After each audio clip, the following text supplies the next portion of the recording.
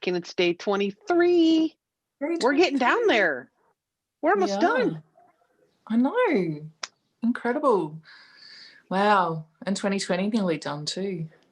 Okay, that's a good thing. Yeah. We might have to meet up again and talk about 2021, what we're planning. Yeah. It's starting to look ahead. Mm-hmm. I'm starting to make some notes in my journal about stuff that I want to accomplish, things I want to do, programs I might want to offer, tutorials I might want to do. Yeah. And we've talked a little bit about things we want to collaborate on. And oh, that's right. There is that mystery knit-along coming up too. So yes. That's exciting. That's going to be super exciting. So today's sponsor is Sai from Happy Hank Co. And she, her prize for the Ravelry group was a beautiful indigo dyed merino linen yarn skein. Wow. And that sounds lovely. She's also our person that we're chatting to today. We get to chat with Sai, who's Aussie. She lives in central Victoria, so she used to be quite close to me until I moved.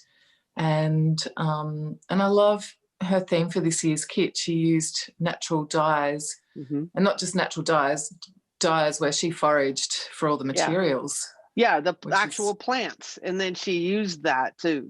Yeah, we talk about that some on the interview, but that's fantastic. It makes me want to save all the avocados. Yes. Good reason to eat more avocados. Yes. Not that I need any more reason. I love them. Do you? I can't remember now. Did you say you weren't so keen on avocados? I can kind of take it or leave it. I mean, the occasional guacamole is fine, but it's not something that I normally have in the house. You know, just cut it in half and scoop it out and eat it. Yum, I love avocado. They're good, totally good for you. Yeah. Yeah. I mean, it's a food that like often backpackers or hikers will take with them when it's fresh, and they'll eat it the first day because it's really good. It's good fat when you're hiking and you're working really hard. It's not the bad kind of fat. Yeah, well, the oil is one of the good oils, isn't it? Avocado oil, which I've recently experimented with making mayonnaise with, and it's really yummy. As long as you get not the strong flavoured kind, there's two kinds of avocado oil. There's one that's got a strong flavour and one that's really mild. And the mild one's perfect for mayonnaise. And I learned a neat trick for mayonnaise making this year too, that now I think about it. It just takes seconds to make. Like I used to make it where I would dribble the oil slowly into the mix and beat it and beat it and beat it. But this way you put into a little jar that you can fit a stick mixer in. We call it bar mix here, the brand bar mix in. And you put egg, a little bit of whatever acid, whether that be apple cider vinegar or lemon juice, whatever it is that you like in your recipe. And then you carefully pour the oil on top, so it floats. You put the stick mixer in, then turn it on, let it buzz for a few seconds, and then you pull it up. And as you do, it just magically turns into mayonnaise. It's incredible. Huh. You take it out, put it back up and down a couple of times, and then take it out. And because you make it in a jar, it's already, you just put the lid on it and it's in your jar. Nice. So good, so easy. And you don't have to clean up the mixer, the blender, other stuff. No. Wow. Easy. Seconds. And those little stick blenders, the immersion mix, that's really easy. Yeah. Yeah. Nice. So because before that it was always really daunting to mix it drop by drop and worried if it would split and I've had success every time with this method. Now you're going to have to send me the recipe so we can put it down below in the links. Yeah, I'll have to find it. I did stumble across that technique on the internet, and it had a great recipe that was really simple. So neat. And I have tried it with avocado oil and macadamia oil. That was really yummy. That would be. Huh. That sounds so exotic. Macadamia is more than, That sounds really exotic. Macadamia is a native in Australia. They're a native nut here. Oh. Oh, I didn't know that. Yeah, it's not that commonly known, but yeah. So yummy. Well, and the avocado thing we're talking about is because you'll hear more about this in the interview with Sai, but she saves them all for use for dyeing yarn, and you'll have to watch, and we'll talk about what color avocado pits make. I did not know that. I can't believe we're almost done. We only have I have 2 more after this. I know, and then it's Christmas. Yeah. Wow. Are you ready? Are you ready for Christmas? Yeah, we're having a pretty mellow one. Yeah. We'll go away on Boxing Day and visit family then. So I've been making a few little food gifts to take, and those things I've talked about. Last night I made a bunch of salts to give. Oh, maybe I should go grab them and show you. They're really pretty. So I'm back with my salts. I spent more time yesterday actually trying to find cute little jars to put them in. I went to all the shops in the little town nearby here, and I was unsuccessful. So they are in quite large jars for the amount of salt in them. But this one's, I'll hold the 3 up at once. Got 3 different colours, and they're pretty simple. This one it's vanilla salt, and I used a flaky sea salt with fresh vanilla pod. You scrape out the beans and kind of the seeds of the pod and mix it through. And I've written little labels on the back. This one says, not for the vanilla, flaky salt and vanilla beans. Good on sweet things, chocolate, berries, caramel, and in the baking. So it's a sweet salt. You know, when you have salted chocolate and it's just incredible. Like you could sprinkle a bit of that on. This one is chili and lime, so pink. And I used pink Himalayan salt to help it be that pretty pink colour as well, and that's just really nice on everything. And then this one, rosemary salt. What have I got? Feeling salty on the back. Rosemary, salt, sage, garlic, lemon zest. It's really yummy on roast potatoes and that sounds great. Everything really. It's just one of those yummy. Oh, I kind of want to make that now. I have a pot roast in the crock pot, in the slow cooker. I have a roast. It smells great. All I did was put onions for dinner. Yeah, I just put onions on the bottom of the crock pot, and so that the meat's off the bottom and it doesn't stick. And then just, savory seasonings all over the top. And it's been in there since, I don't know, 7 this morning. Wow. And it's 3:30 now, so it smells really good. Awesome. Yeah. That would be great. Yeah, so I did that yesterday. We usually do boiled potatoes and, with like dill and butter, and that would be fantastic on there. Yum. Have you got rosemary in the garden? Well, not now. It's frozen and dead, but does it? Yeah, because for us, it's always just an evergreen, perennial. I don't know if it comes back every spring. Usually I get it from my mom. She has quite an extensive herb garden. She's got a round garden in the middle of her yard that has various sections of rosemary and thyme and parsley and different things, and I think it comes back. I don't think she plants it every year. I think it comes back. Yeah. But I have some in the cupboard from, Oh, dried rosemary is fine too. Yeah. Because you've got to dry it out anyway. Yeah, because it doesn't really freeze where you are, does it? No. Oh. So it's always like most of the annual herbs die back in winter, but rosemary stays. Okay. It's hardy enough. Good. Yeah, good to know. So is it rainy again today? It looks like it will. It's really cloudy, overcast. Yeah, pretty mild. We're having a mild Christmas this year. It'll warm up a bit on the weekend. Right. It's very strange here. Today it's very warm, like unseasonably warm, like creepy in the upper 50s here. I mean, I was out in not even a sweatshirt, just out in a short sleeve shirt feeding cows earlier today. But now it's going to get windy. We have a high wind warning, meaning like on the interstate, on the freeway, they'll say, you know, no big trucks that are lightweight because they will literally blow over. I mean, we're expecting gusts of wind like 75 mile an hour. Wow. And the trucks will just, you know, we joke that this is where the semis take a nap. Yeah. Oh my God, that's full on.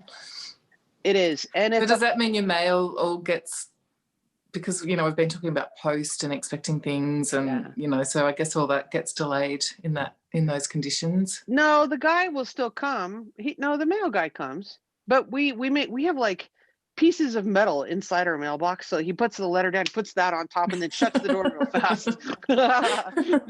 Yeah. And sometimes he'll just put rubber bands around the bundle to keep everything together. And then he puts it in your box and puts the metal piece, like a big wrench or something, like farm metal from rusty stuff. Whatever, little bits of metal that to keep your letter from blowing away. And then he hurries and shuts the door. But you're having kind of just warm, rainy, gray. Yeah. Mild. Yeah. Not complete. I mean, December, sometimes it can be really hot and sometimes like this, you know, so it's not kind of too abnormal.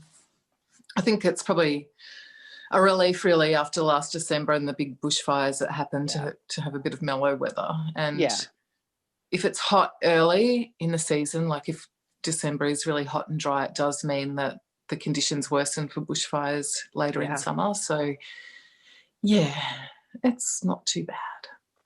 So I finished. It's a bit hard to see because I'm kind of cute. A bit of lace. It's the ochre cardigan. It's a pullover version. So I've changed the design a bit to make it a pullover. But it's essentially quite similar to the cardigan in terms of the lace down the bottom and on the sleeves. And you have a little eyelet here. Yeah, so the cardigan just has like a rolled stockingette collar there, so it's a little bit different to that, although that would be nice on the cardigan too. But yeah. Oh, I like that. I like that a lot.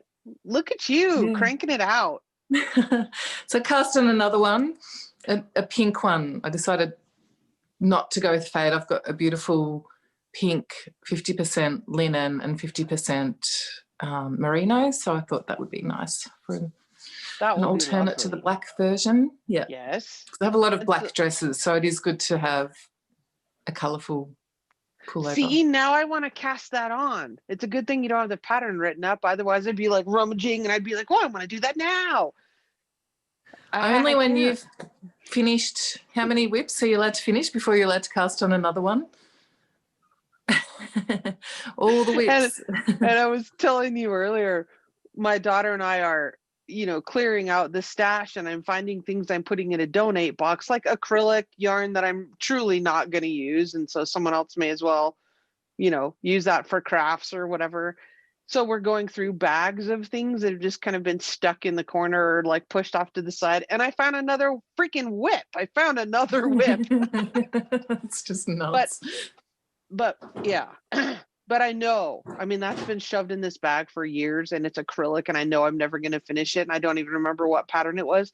So she went to watch a movie and start tearing that and lining it up. So that's gone. So not counted among the 13. No, active. but there's the needles. I thought I didn't. I found the Ah. needles that I thought I was missing. Okay, so that would have been 14. So now I've gone to 13.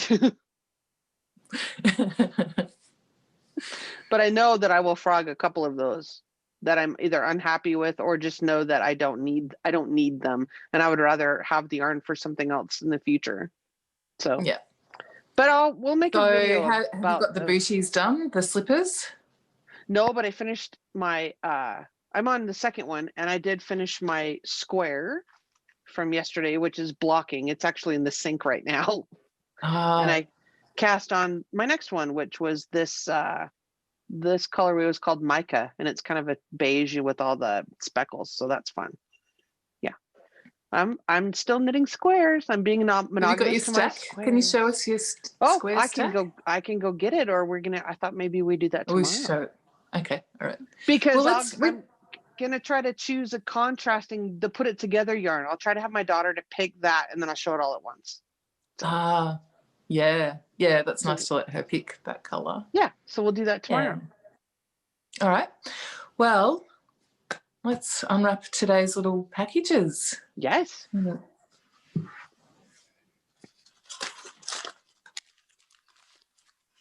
23. It's gone by super fast, especially this last week. I know. Yeah. Ooh, very more pinky. Wow. Oh, there's some kind of peach tones in there too. A little bit gold in there, yeah. What's the name of that one? I forgot to look first. I'll have to, yeah, that's lovely. What have we got? Ooh. Another tricky one to say. Paradashka.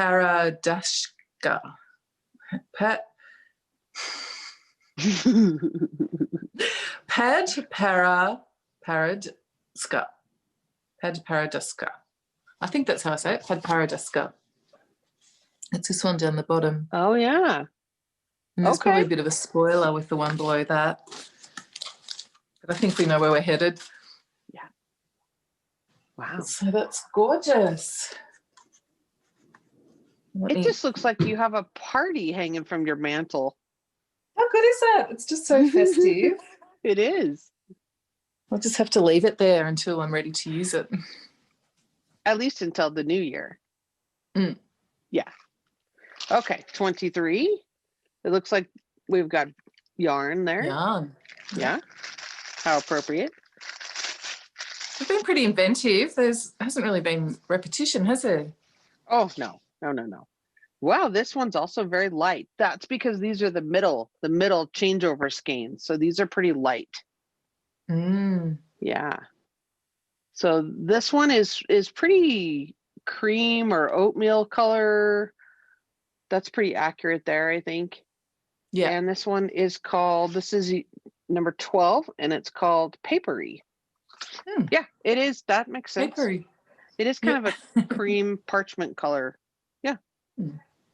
And that's, number 12. So it's right in the middle of the progression. Nice. Awesome. We'll get over to our interview with Sai, and then we'll be wrapping things up here shortly. That makes me a little sad. It's been a lot of fun. It has been. A lot of work, but a lot of fun. Yeah, I'm sure we'll find some ways to revisit the fun during 2021. Yeah. I'm sure we will. All right, I'll see you tomorrow. All right, cool. So welcome. It's great to have you. Thank you. Lovely to be here. Thank you for having me as well. It's very exciting. It's been so fun. It's been so fun to interview a whole bunch of independent yard dyers. It's been so great for me to go and learn about all the people and read websites and see all the different colorways people come up with. It's just fantastic how imaginative people are. And their stories are so different too. It's really been quite exciting to hear the different background that everyone comes from with their dyeing journey. And Sai's got another background as well, completely different to the others we've interviewed. Yeah. I'm an architect as well as a dyer. Dye started as my hobby, and then it quickly became a passion, like most of us. I get addicted and obsessed with knitting and little fiber things, and just couldn't stop. So I thought, why not? I'll start dyeing my own yarn and share the love, share the inspiration. So did you just take the big plunge and right away start in with like the professional dyes and all those things that go with that? I sort of did. I've always been a maker. I always like making things, sewing or knitting, crochet and things. But I didn't really get serious with knitting and crochet until maybe about 5-6 years ago. And that's when I sort of, I started picking up crochet and knitting again. And I didn't have a lot of money to spend on a nice yarn. I end up at the craft store and buy a couple of acrylic, and I was never happy with them. And I wanted to knit with wool, and they were all very expensive. And I could never find the colors that I liked. So I thought, well, let's try and dye something up and see if it works. And I just take a plunge. I think the thing that really pushed me was in 2018, I went to the Australia Wool Show. It's the biggest one in the country, and it's here in Bendigo. Unfortunately, this year with COVID, that didn't happen. And that was a big inspiration. I thought, I can do this. I'm pretty good with colors. I deal with colors most days as an architect. So yeah, just took a plunge, just went with it, just start a business online. And here I am, second year in. What do you think is your favorite yarn that takes the dye the best, that you enjoy working with the most? Definitely the merino wool. The wool's the easiest. I find that cotton and linen's a little bit more challenging, just need more preparation. Wool's a bit more readily dyed and easier, and get the color and the brightness of the color. So I'll focus on the wool mainly at the moment. Yeah. Oh, I think it's the best to knit too. I don't really like knitting with other. I mean, that's just me, but I mean, a lot of people that live in warmer climates certainly enjoy, the cotton blends and things, or like cotton and bamboo blends, particularly. I personally, I mean, I live where it's cold, so give me wool all day long. And I love wearing linen. Sorry, Ambah. Yeah, I love wearing linen, but it's not as nice to knit. But it's interesting to hear that doesn't take dye as well. It's different. It's just the way that you prep the wool, and or the fiber is a bit different. Yeah, and the different kind of dye that you need to use and apply. Yeah. Yeah, I think animal fiber in general, whether it's sheep or alpaca or yak or animal hair. Anything that is made up of protein is going to take acid type of dye much easier. Yeah. Than plant. Whereas it's plant fiber. It's a little bit different. Yeah. Yeah. Interesting. But yeah, wool's great for summer too. Wool's breathable, self-cleaning, sustainable. Well, hopefully you get it from a sustainable source. And it's great for summer, depending on the weight. You just go for fingering or lace or something and you'll be fine. Yeah. Yeah.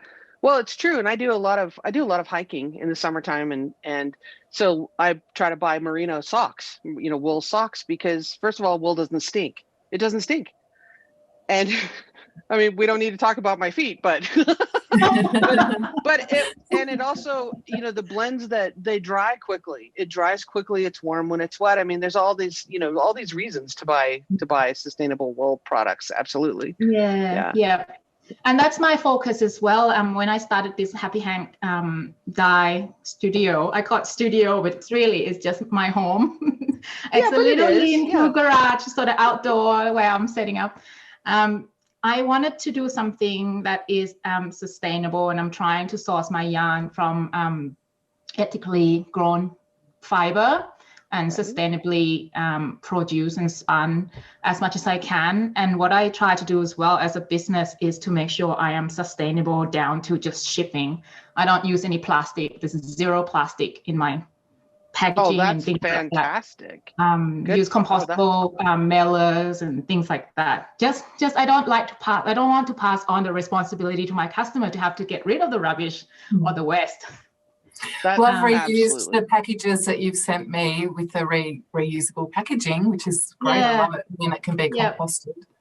And if you don't reuse them, you can throw them straight into the compost bin, and they will compost in the next few months, which is great. Yeah. I'm excited to see your yarn. I have a few to show. Ambah's got a few samples. She's been knitting a few beautiful patterns from my merino wool. That's one.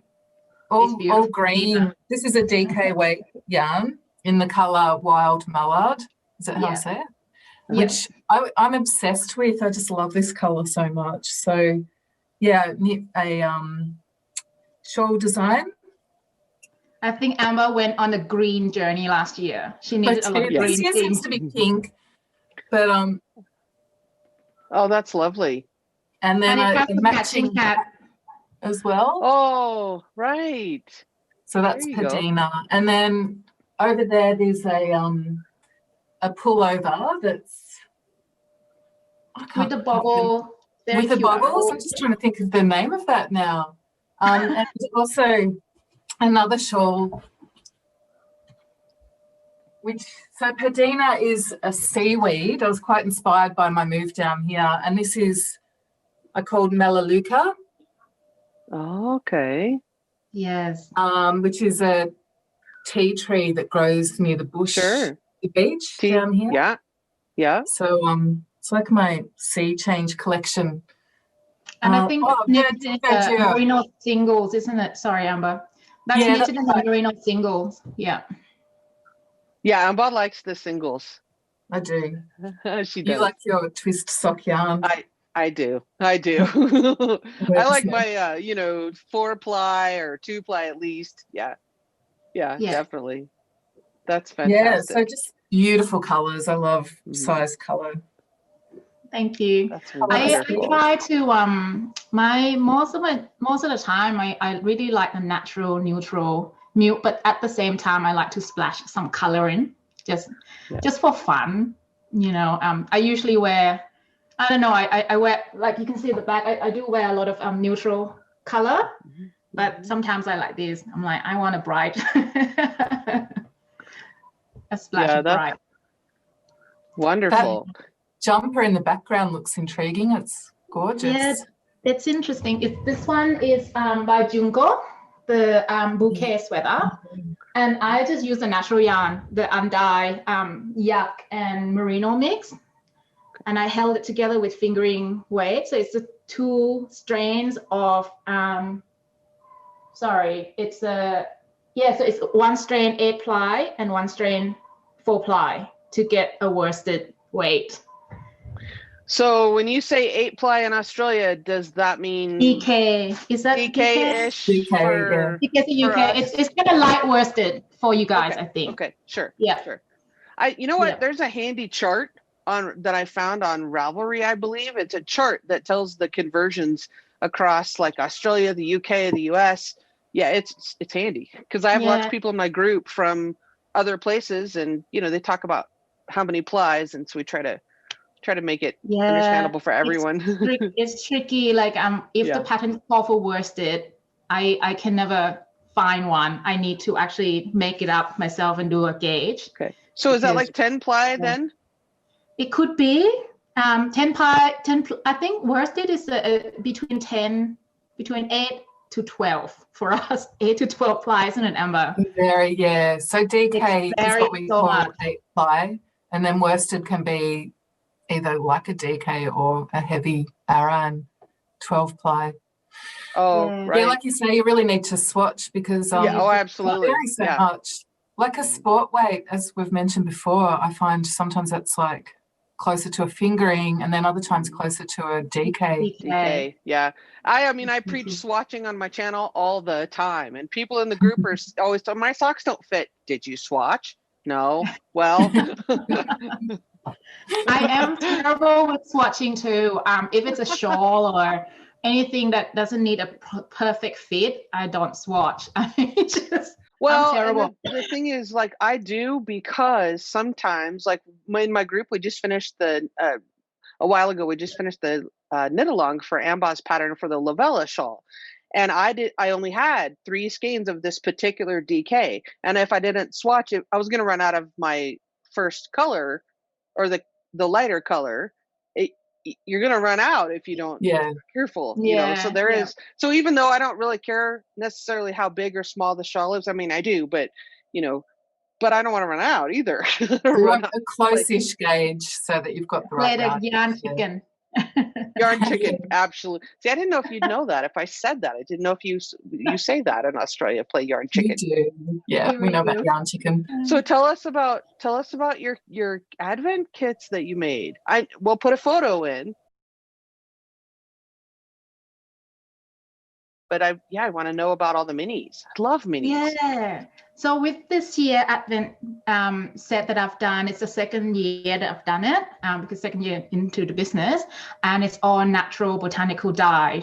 So all dye from kitchen scraps or leaves or flowers from my garden, or I'll go to the go and scavenge around the park sometimes and pick up some gum trees.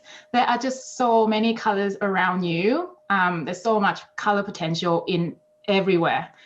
So I love those kind of thing. And with natural dye, it's almost like always a surprise. You do expect the type of color that you might get, Say avocado seed will give you a lovely pinkish brown, or Really? almost like browny purple. Yeah.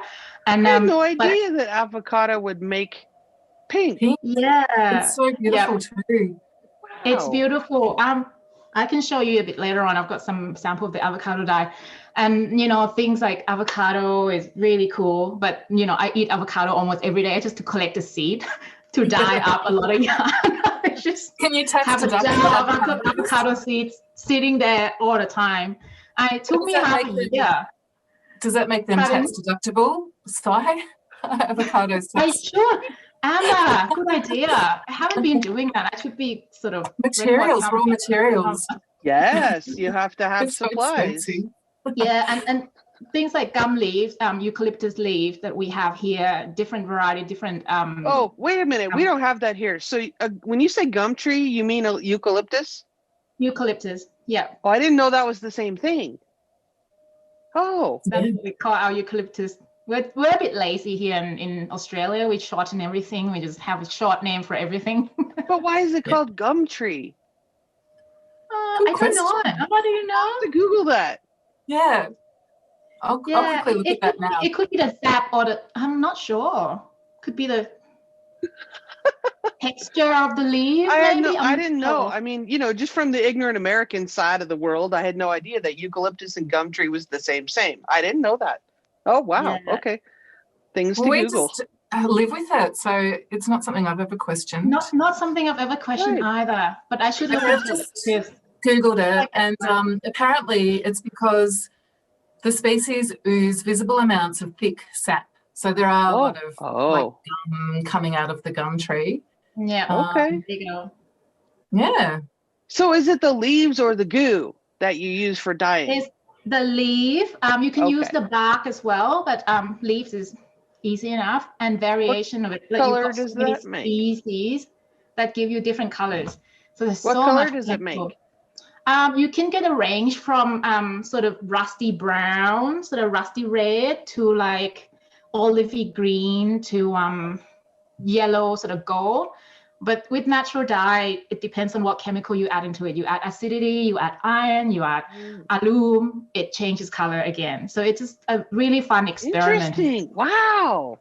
That's fantastic. And that's why I wanted to do it this year, because I always love natural dye. Just the process takes a bit longer to do in comparison to acid dye.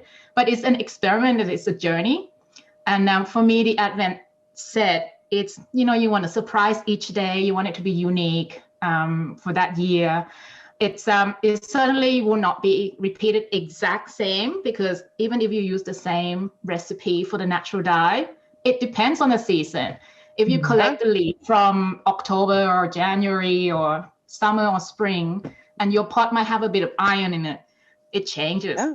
So and if you're getting them out foraging, how much rain was there? What is the environment? I mean, there's all kinds of yeah. Wow. So it's very interesting, and I really enjoy that sort of surprise, experimentation with colors and from the natural sources. And you can dye. You do kitchen scrap dye. I use onion skin. I collect onion skin, and it gives the most beautiful golden brown, and And all the colours, the natural dye colours, just go so beautifully. Yeah, it's just something about it that it's even though they're different colour, it's just this natural, neutral sort of, sort of hue to them that they go together so well. Yeah. Well, I think, do you find that they seem a little softer? Like things are not, it's not as harsh. I mean, although you have some that green on the sweater behind Ambah that's brilliant. I mean, that's definitely a good saturated, strong green. That green though is acid dye, but the one that Ambah's got. But this year in the set, there are some bright colors in there as well. So it depends on like if you use cochineal, which is comes from a bark in South America, it produced the most red, like Christmas red, and really? Bright coral pink, and So now it makes me want to wander around the prairie and see what I can find. Yeah, you'll be surprised. Nettle, if you have nettle, that gives you the most beautiful sort of grayish blue, mint green. Maybe in the mountains, it's too dry on the prairie right here. but we have a lot of sage. Do you have sage in Australia? Yeah, sage we do have. I haven't tried sage. I don't know what color that would give. I mean, you've given us quite a few examples, but I'm wondering if there's any others that are a real surprise, like the avocado giving pink. Are there any other kind of surprising dyes that you've used? Real surprise. Something you don't expect. Trying to think. Can't think of on top of my head. Sorry, guys. I mean, probably red cabbage is a good one because when you make the tea out of the what you normally do is you just chop up the dye stuff and you boil it like you make a tea. And with red cabbage, you get like this purple sort of violet tea. But when you dye, it kind of like turns blue. And if you add copper, it turns green. Wow. So it's Another one is we've got the ornamental plum, cherry plum. I'm not sure what you guys have there in the US, but it's basically just an ornamental plum, black plum. And the leaves are the most beautiful auburn, deep red, dark brown sort of color. And so you get that deep red, dark brown tea. But when you dye it, it's a dark, deep forest green.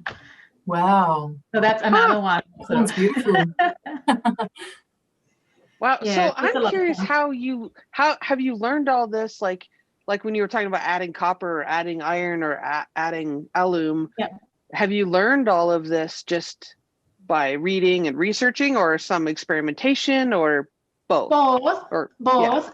So there are a lot of good books out there that you can get your hands on and will give you the basic of natural dyes with protein fiber and the plant fiber and how you prepare the fiber before you dye, and then what sort of modern. So modern are the things that fix the color to the fiber, and also the things that would there's a modifier which is modify the color, so iron, alum, and different chemical.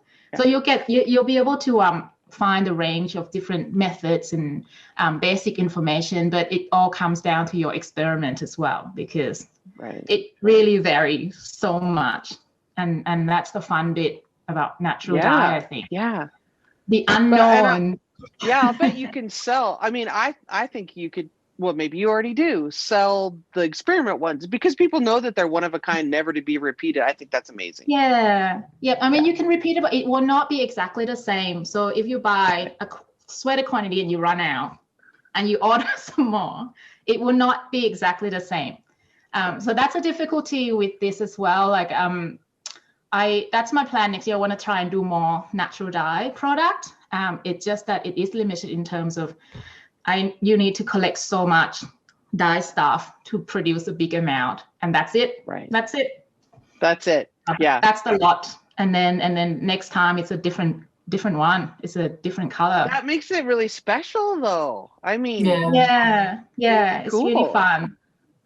Avocado is my favorite. Avocado is my favorite. Yeah, it's such a beautiful You have pink. to get everybody you know to start saving their seeds. See if I have an avocado dye that I did. Yes, I'm knitting a sweater, a magnolia sweater, a sari, and this is the color. Oh, sorry, just turn it around. Can you see the color? Yeah. Oh, yeah. So it's kind of a soft, like a blush pink. Yeah. Almost like a ballet, so a ballet pink. Yeah. Earthy tone. I'll show you in the little ball. See if you can see it. Oh, that's lovely. Yeah, that's and so this was the leftover dye that I used for the advent calendar, so it's not as intense. You can get deeper than this. You can get a bit darker, sort of, more intense hue, I suppose, but it's still the same color. Right. I never throw away dye. If there's something left in the pot, especially natural dye, I dye some more. I get the most out of it because it takes me almost a year to collect enough avocado for 30 skeins, Wow. It's a lot of avocado. So how do you store the avocado pips? Do you dry them out? I usually just I clean them up, like I wash out all the flesh out. I dry them and I put them in a jar and they just sit there. You can freeze them or you can just keep them out of the sun, but I didn't feel like it was making any difference. So I just dry them and put them in a jar. So I collect them in a jar. all your neighbors need to be saving their avocado seeds, and all your family, and Or you can just go to the cafe that use a lot of avocado and ask them for avocado. They throw them out anyway. Yeah, because they would go through a lot. Yeah, I did try recently, but because of COVID, they didn't really have much avocado. Yeah. That's amazing. So that's the Advent this year. Apart from those basic avocado leaves and things, I also did some indigo dye in there as well. There's some indigo, which is really fun and nice. Again, a different method. But yeah, you get those denim sort of colors and shades of blues, and you can turn them into green by mixing with another natural dye. So it's just limitless. Possibility is out there, and yeah.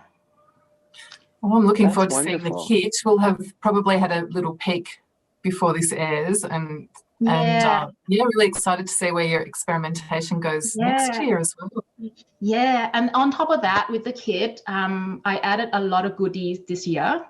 I put in little project bags that I sew myself, and also dye the yarn with indigo. So there's some indigo dye fabric, handmade little project bag in there. A few stitch markers, a hand balm that I made myself from some organic butter and chamomile. And I went crazy this year. I just want to do everything botanical. That's lovely. Yeah, there's some hand balm in there, and a plywood laser cut out little needle gauge tool that I did as well. There's a few goodies in there to go. Wow, that sounds like a lot. That's great. Yeah, Christmas extravaganza.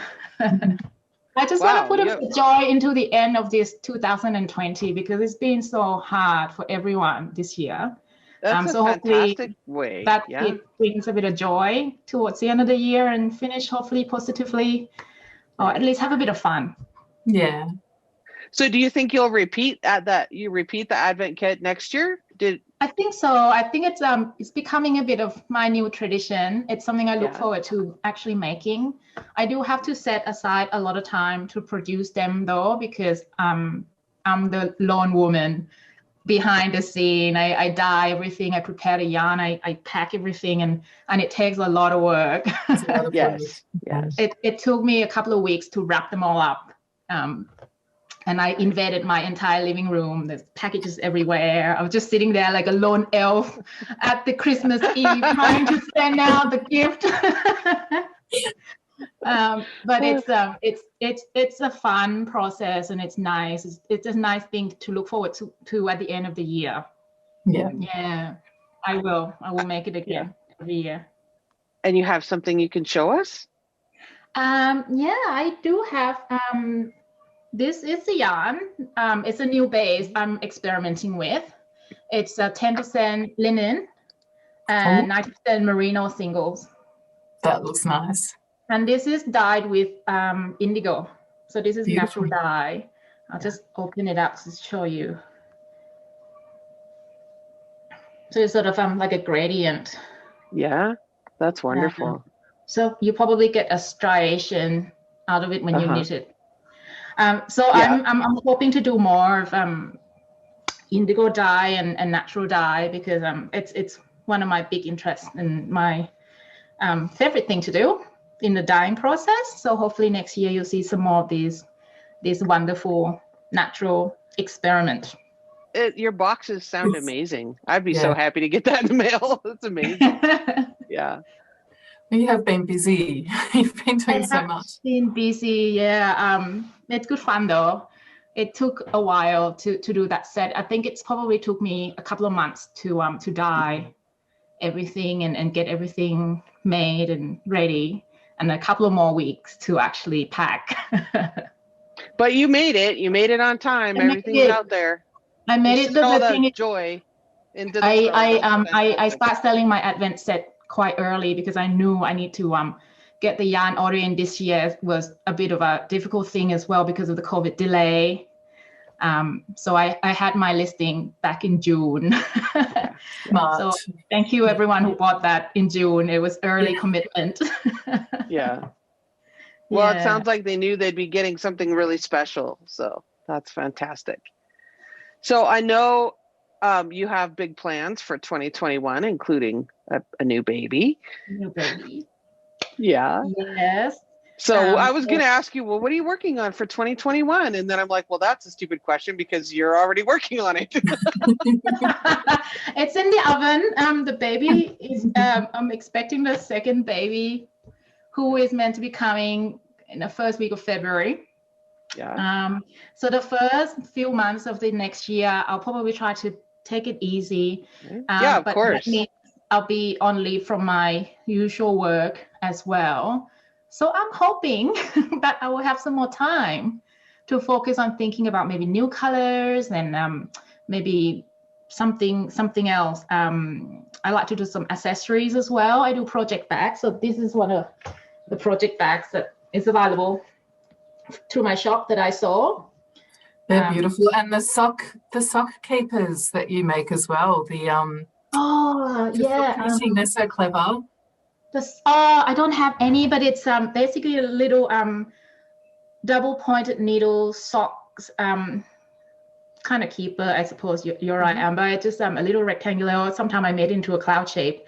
And while you're knitting socks, and you finish and you want to put it down, you use double pointed needles. You don't want to lose the stitch. You tuck this in to this little pouch. Mm-hmm. And you clip them on so they sit securely in any project bag and they won't fall down. Yep. So might be making more of those. Just finding the balance between dyeing the yarn and sitting down and sewing and getting everything done. New baby, existing child, husband. Yeah, everything. And moving house. And oh my word. Big things coming. It makes me tired just to think about it all. Yeah, because that's another plan we have next year is to move from Bendigo up to the coast, to Queensland or New South Wales. So that will be a big move for us. But we do want to be closer to our family. And that will happen as well. Yeah. So we will see. I'm going to try to focus on making more colors and create some new colors, maybe some more of the natural dye colors as well. So hopefully that will happen. And hopefully, if it goes ahead, be at the Australian Sheep Show again in July next year. Yep. Good. Pending our situation with COVID, definitely I am booked in. I am committed. So I'll be starting to do some dyeing up some stock early from the next year. And we'll be there in about July, I think it's usually on, end of July. The first year that you had a booth there was your first year of dyeing. Yeah. Was it? Oh. It was 2019. It was so popular. You just sold out really quickly, didn't you? It was. Yeah, I did not. It was so Jana, the Australia Wool Show is a 3-day event.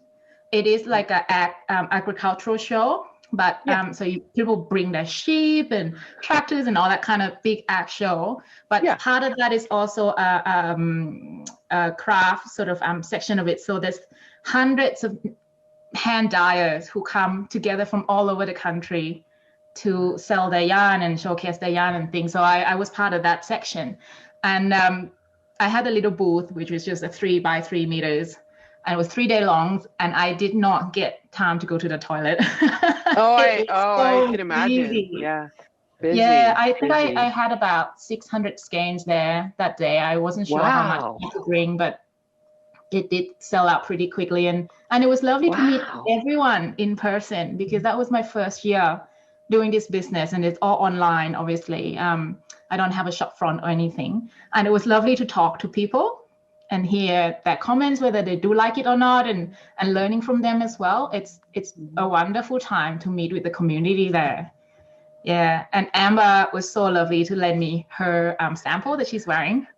Just before the Padina show, I had that display and everyone was like, oh my goodness, this is such a beautiful show. When is it coming out? Oh, that colour, that gorgeous green. So if we're not in Australia and we're not attending the wool show next summer, where can people find you? Where can people find you online? Well, are you on Instagram as well as your website? Yep. So I've got a website. So my website is www.happyhank.com.au. I do ship international as well, so you can get my yarn from there, and that's the main place where you can get my yarn. I don't have brick and mortar store. Everything's online. I'm also on Instagram. So the Instagram handle is happyhankco, CO. And we'll do the link below. Yeah, absolutely. I'll put all that. Yeah. And those are the two main arenas you can find me. Or feel free to send email for a chat or anything if you need. Have questions. Or... Yeah. Is there anything else you want to show us or tell us about? I don't have a few kits that I'm supposed to be putting out, but it's not confirmed yet. So this is a sock kit. That I did for a lady. I can't really reveal. It's a sock kit. She hasn't released it yet because there's been a bit of a COVID delay. But it's going to be an epic mosaic sock kit. This yarn is one of my favorite. It is a yak and merino single. And silk, yak, silk, and merino. And it's so soft and it's got the most beautiful drape. When you knit out because of the yak and the silk, and it's got that luster, so it's almost like emerald. Not sure if you can see, it's kind of green, emerald green. And that pairs with some of the speckle yarn, variegated speckle, and semi-solid color. Right. So hopefully I can release this soon, but just keep an eye on Instagram and website. I've got a newsletter as well on the website. You can sign up to for any updates that will be coming. Great. Don't have anything else to show because at the end of the year, towards the end of the year, I'm winding down a little bit with the pregnancy and baby and things like that. Yeah, of course. Well, thank you for joining us for a little while to show us everything you have. It's wonderful. I might add one thing. Sorry, I might add one thing, Jana. If you want to see a lot of colors, they are on my website. There's a section on the website that said color, and all of the colors that exist in my shop is on there. And you can die to order if you need as well. So just get in touch. Okay, good to know. Anything? Yeah, well, you may have a little bit of time off, maternity time off, But when the baby's young, you're just hanging around feeding, and I do tend to get bored, and that was the reason why I started this business too. Not just because I can't find a yarn, but I wanted to do something creative while I'm taking care of my baby. Yeah, sure, absolutely, great. Yeah. All right. Thank you for joining us this afternoon. Well, it's morning for you, this afternoon for me. Oh, it's been wonderful to visit. Yeah. Thank you, Sai. It's been great to hear more about the natural dyeing that you're doing. Yeah, it's good fun. Thank you so much, both of you, for having me here. It's been fun. It's great to be part of the community, Purl Together community. Definitely. Yeah. Thank you.